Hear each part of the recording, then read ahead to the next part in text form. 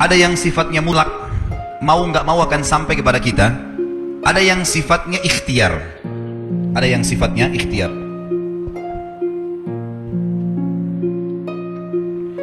Kalau yang mutlak teman-teman sekalian, mau nggak mau datang kepada kita. Biarpun kita lagi duduk di rumah, maka rezeki itu akan datang. Seperti misal, mata kita sekarang menangkap cahaya, hidung kita menarik oksigen, telinga kita menangkap suara, energi di tubuh kita pada saat kita mau bergerak, kita mengeluarkan proses makanan yang habis akan dibuang, kotoran, tinja dan air seni, rezeki datang. Ada juga rezeki-rezeki yang lain selain daripada itu, seperti misalnya kita lagi duduk di rumah, tetangga antarin makanan, nggak pernah pesan, nggak pernah apa-apa, tiba-tiba dikasih. Orang tua kita banting tulang, begitu mereka meninggal kita dapat warisan. Ya. Ada rezeki yang mutlak. Kita lagi masuk ke restoran, tiba-tiba ada teman juga masuk, dibayarin, ditraktir. Kita nggak pernah programin sebelumnya. Namanya mutlak, pasti sampai ke kita. Ini sesuai dengan hadis baginda Nabi SAW. Tidak akan meninggal jiwa, tidak akan meninggal orang yang punya nyawa, kecuali akan dilengkapkan semua rezekinya.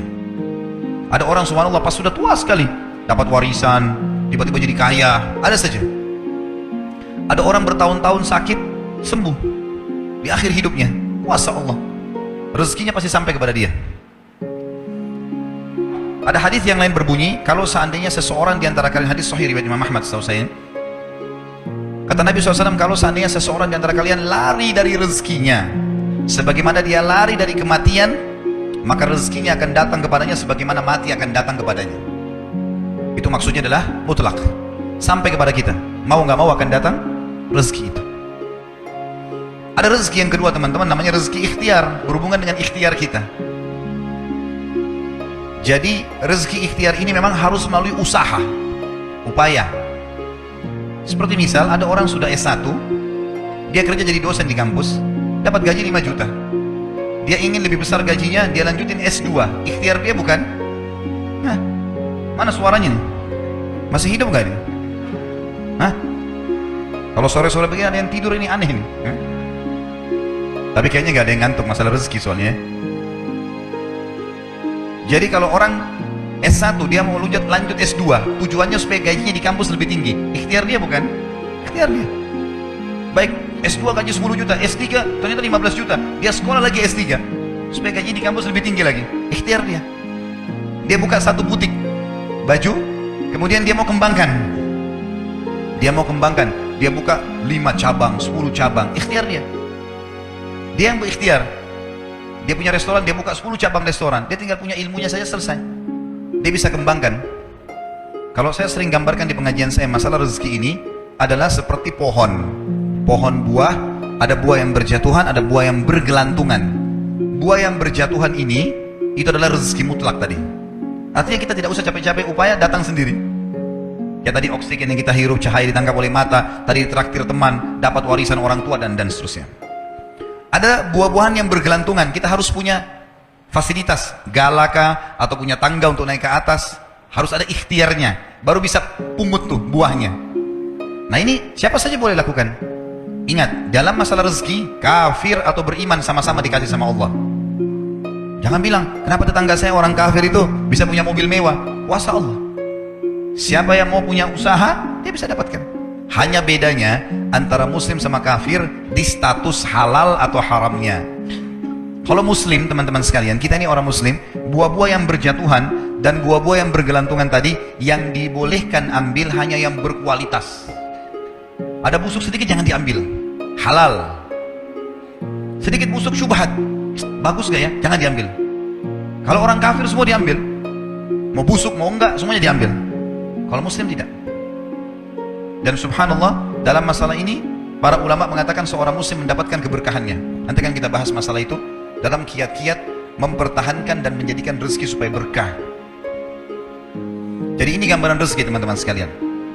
Dan supaya kita tidak menyangka buruk dengan Allah, harusnya seseorang di antara kita teman-teman sekalian, harusnya seseorang di antara kalian, ini wajib hukumnya, mengetahui bahwasanya kalau kita ingin mempertemukan tentang kondisi kita dengan kondisi orang lain, maksudnya kondisi orang non-muslim misalnya, pertemukan yang sesuai, yang sepadan. Misal, tidak adil kalau saya seorang pegawai, gaji saya 1 juta misalnya, atau 2 juta rupiah, Saya pertemukan dengan tetangga saya yang seorang miliarder kafir, nggak bakal adil itu. Yang adil adalah pertemukan coba keadaan kita dengan kafir yang gajinya sama dengan kita. Nah baru kita tahu bagaimana berkahnya rezeki itu. Harus adil, ya. Seperti kasus masalah kemarin di pilkada di Jakarta, saya juga bahasakan masalah itu. Tidak adil sekarang banyak orang non muslim ini mengatakan, atau orang-orang munafik dari kaum muslimin, pura-pura Islam, dia bilang lebih baik pemimpin kafir yang tidak korupsi daripada pemimpin muslim yang korupsi. Ini tidak adil ini. Mestinya pertemukan begini, non muslim yang tidak korupsi dengan muslim yang tidak korupsi, nah itu baru adil. Kafir yang koruptor dengan muslim yang koruptor, nah baru adil. Nggak bisa dipertemukan antara ini dengan ini, tidak bisa. Nggak bisa kita pertemukan keadaan kita yang gaji 1 juta dengan tetangga non muslim yang 1 miliar gajinya atau pendapatannya. Nggak adil namanya. Maka harus kita sesuaikan di sini, ya. Harus kita sesuaikan supaya kita tidak sangka baik dan tidak sangka buruk dengan Allah Subhanahu wa taala. Ingat, Allah selalu dengan prasangkaan hamba-hambanya. Ini harus digarisbawahi teman-teman sekalian. Banyak kisah nyata berhubungan dengan masalah ini. Kalau kita menggantungkan nasib kita pada Allah, luar biasa. Ada seorang syekh, saya dengarkan ceramahnya, menarik sekali. Saya tidak tahu orang itu siapa, tapi cuplikannya saya dapatkan dari seorang teman dari Jeddah yang mengirimkan ke saya. Orang ini cerita, syekh ini menceritakan, cuplikannya ada di HP saya. Dia bilang, saya satu waktu pernah ke Mesir, dan di Mesir ini saya lagi dari satu daerah mau ke Kairo, dari Iskandaria, satu kota, mau ke Kairo. Itu saya tiba di Kairo mungkin sekitar jam 2 malam. Pesawat saya selepas subuh harus berangkat kembali ke Saudi. Dia bilang, saya telepon pengurus masjid, saya mungkin mau mampir di masjid yang saya ceramah kemarin di Kairo itu. Saya mau tinggal di sana mungkin 2 jam, 3 jam istirahat. Nanti habis itu baru kemudian saya berangkat ke Saudi habis subuh. Dia bilang, saya masuk ke masjid, tiba jam 2 malam, turun dari mobil, saya lihat masjid, lampunya nyala semua nih. Kemudian setelah saya masuk masjid, saya temukan ada orang di mihrab, imam, lagi sujud, nangis-nangis. Dan luar biasa, tangisannya itu kalau orang dengar membuat orang yang dengar pun mau menangis. Jadi saking luar biasa dia merengeknya sama Allah dalam sujudnya. Kata syekh ini, saya pun sambil berdoa sama Allah, ya Allah kabulkan permintaannya orang ini. Walaupun saya belum tahu apa yang diminta gitu. Dia bilang selesai dia sholat, saya dekati dia, saya bilang, Masya Allah, doa apa ini? Luar biasa ini. Doa yang diikuti dengan tangisan di sepertiga malam menjelang subuh. Allah turun ke langit bumi, dikabulkan nih. Dia bilang, demi Allah syekh. Karena syekh ini orang Arab biasanya panggil, bisa orang pintar, bisa orang kaya, bisa orang tua. Jadi kalau antum dipanggil syekh, jangan bangga dulu ya. Karena banyak maknanya itu. Ya.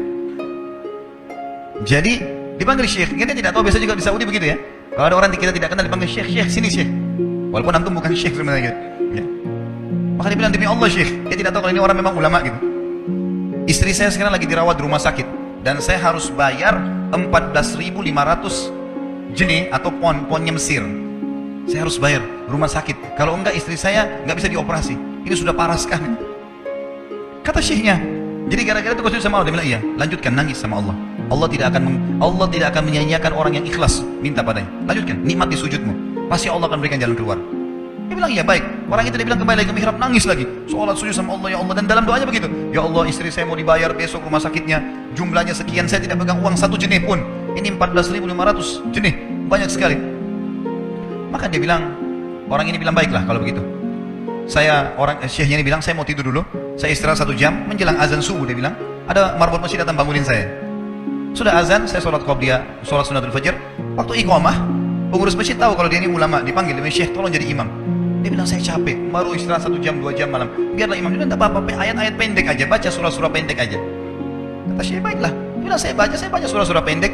Rupanya, mikrofon masjid karena keluar di luar, ada satu pengusaha Mesir, apartemennya itu dekat masjid, dan dia suka ikuti ceramahnya syekh ini di YouTube. Dia bilang, turun dari apartemennya, ikut sholat berjamaah di masjid, karena dia kenal suaranya orang ini gitu. Begitu selesai sholat, dia bilang, saya lagi zikir, datang orang itu. Dia bilang, syekh, ahlan usahlan di Mesir. Saya salah satu penggemar anda di YouTube, dan saya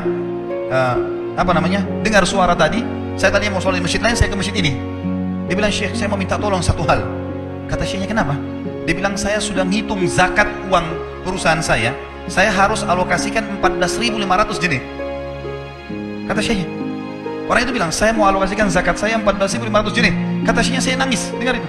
Nangis, saya terisak-isak. Kata orang itu, kenapa anda nangis? Syekh bilang, saya nggak bisa jelasin. Dia bilang, saya nangis terus. Kemudian saya lihat di kiri kanan di saf, mana orang yang tadi malam sholat tahajud. Banyak ada di ujung. Dipanggil sama syekh. Fulan kesini, datang. Dia bilang, ceritakan masalah kamu apa?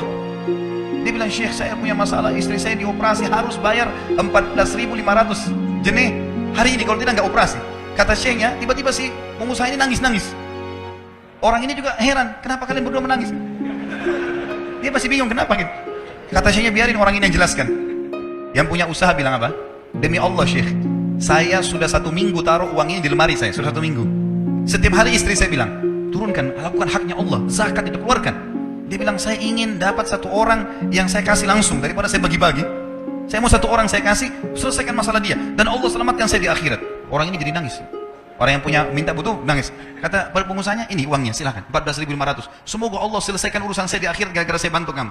Kata syekhnya, demi Allah yang terjadi, orang ini yang si siapa namanya, orang yang punya uang ini yang dikasih uang, dia tiba-tiba lupakan saya dan lupakan si pemilik uang.